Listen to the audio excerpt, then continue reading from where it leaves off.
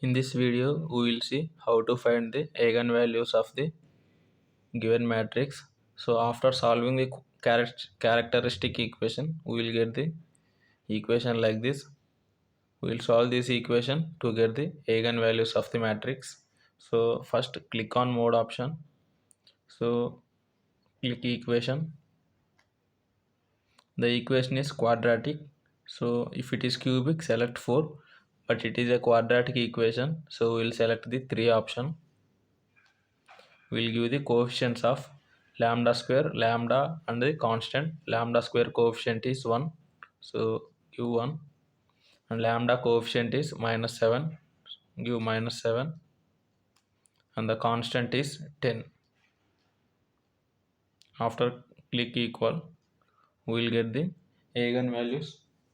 First value is 5, second value is 2. Therefore eigenvalues are 5, 2.